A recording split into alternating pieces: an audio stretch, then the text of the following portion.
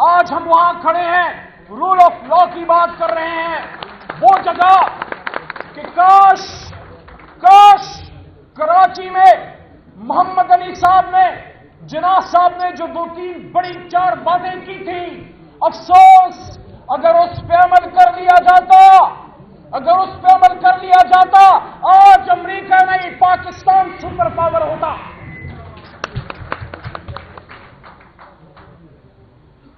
25 جنوری کو قائد نے یہاں کے وضاحت کی اور کلیئر ڈائریکشن دی امت مسلمہ کے سرخیل ملک پاکستان کے لیے، اور کیا کہا؟ انہوں نے یہ کہا کہ I am hearing this mischief and people are spreading propaganda. الفاظ میں اوپر نیچے ہو سکتا ہے، message the same. And people are spreading propaganda that the constitution of Pakistan will not be based on Sharia. I want to remove this misconception. Sharia law is as practical today as it was 1300 years ago. کیا قائد کے اس فرمان پہ پاکستان نے عمل کیا؟ کیا صرف union Jack اتار کے اور سب زلالی پرچم لہرا کے آزادی کا مقصد پورا ہوا؟ نہیں۔ کیا وہ نظام بدلا جس نظام کے تحت ہمارے آبا و اجداد تنگ ہو کے انہوں نے پاکستان بنایا تھا؟ یہاں کراچی بار ایسوسی ایشن آتے ہوئے میں آج بھی پاکستان کی روڈوں پہ غربت دیکھ کے آیا ہوں۔ یہ وہی غربت ہے جو میرے مردان کی روڈوں پہ بھی ہے، یہ وہی بھوک اور ننگ ہے جو پشاور میں بھی ننگی ناچ رہی ہے، یہ وہی افلاس ہے جو لاہور میں بھی اور کوئٹہ میں بھی ہے، یہ کراچی جو شہر قائد ہے which was supposed to be a city of lights. کیا یہ کراچی جو پورے پاکستان کا ویسے تو دارالخلافہ اسلام آباد ہے، لیکن انسانوں کے لحاظ سے اگر دیکھیں، یہاں آپ کو بلوچ ملے گا، یہاں آپ کو پختون ملے گا، سندھی ہے، یہ شہر اردو سپیکنگ کا ہے، یہاں آپ کو براوی ملے گا، کشمیری ملے گا، گلگتی ملے گا، پنجابی ملے گا۔ Karachi is a mini Pakistan, but in the last 75 years have we made Karachi presentable؟ کہ ہم اس کو سامنے رکھیں، یہ تمہارا واشنگٹن ہے، یہ میرا کراچی ہے، یہ تمہارا نیو یارک ہے، یہ میرا لاہور ہے، یہ تمہارا لندن ہے، تم سے آزادی چاہتا تھا،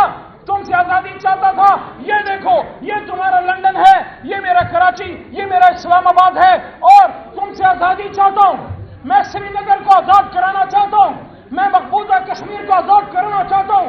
یہ مقبوضہ کشمیر ہے، ظلم ہے، زبردستی ہے، ریپس ہے، مارا ماری ہے، یہ مظفر آباد ہے، خوشی ہے، روشنیاں ہیں، امن ہے، وہاں پہ خوشحالی ہے۔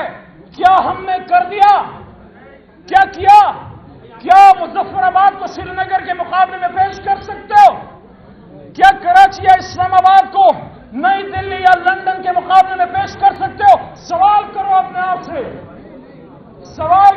آپ سے کہ کیا اللہ نے موقع نہیں دیے؟ موقع تو بڑے دیے، مواقع تو بڑے آئے، لیڈر بھی آئے، قوم بھی کھڑی ہوئی۔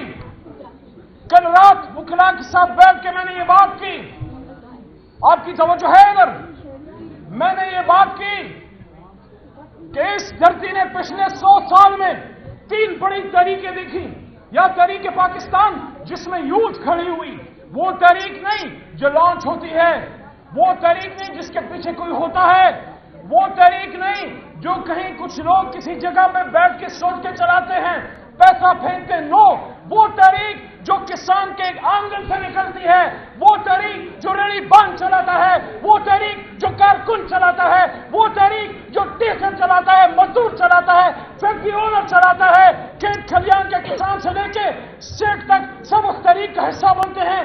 وہ تھی تحریک پاکستان، یا پھر بھٹو کے ساتھ قوم کھڑی ہوئی روٹی کپڑا مکان پہ کے نام پہ؟ آج بھٹو کہاں چلا گیا؟ اس کا خاندان کدھر ہے؟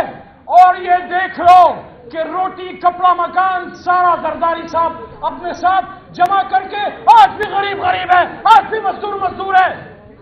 آپ کہتے ہو روٹی کپڑا مکان، آپ مجھے بتاؤ پچھلے 16, 17, 18 سال سے کنٹینیوسلی پیپلز پارٹی کی حکومت ہے، کیا بھٹو کا یہ فلسفہ تھا؟ کیا جناح کا یہ فلسفہ تھا؟ نہیں تھا نا۔ کیا جناح نے ایک منٹ جی کیا جناح نے خاندان کو آگے لے کے آیا؟ کیا جناح کا بیٹا آگے آیا؟ کیا جناح نے اپنی زندگی میں اپنے بہن کو آگے کیا؟ کیا یہ سوچ ہم موریشیت کی سوچ لے کے چلے تھے؟ کیا پاکستان آزاد لوگوں کے لیے نہیں بنا تھا؟ آزادی کس لیے نہیں تھی؟ یہ خان وادے، یہ بڑے بڑے لیڈر، یہ بڑے بڑے جو اپنے آپ کو پیر فقیر کہتے ہیں، اسلام کو آزاد کرنے آیا تھا۔ حضرت عمر فاروق رضی اللہ عنہ نے فرمایا کہ لوگوں، ماں نے تو اپنے بچوں کو آزاد چنا تھا، تم نے کب سے ان کو غلام بنانا شروع کیا؟ کوئی پیری فقیری کا غلام، کوئی خانوادے کا غلام، کوئی کسی مولوی کا غلام، کوئی کسی سردار کا غلام، کوئی کسی جاٹ کا، کوئی کسی بہت بڑے جاگیردار کا، کسی سیاستدان کا۔ کیوں نہیں پیپلز پارٹی میں ایک غریب کا بیٹا چیئرمین بن سکتا؟ یہ وہ سوچ لے کہ عمران خان آیا اور ایک اور تحریک چلی، ایک جناح کی تحریک، ایک بھٹو کی تحریک، اور اب عمران خان کی تحریک۔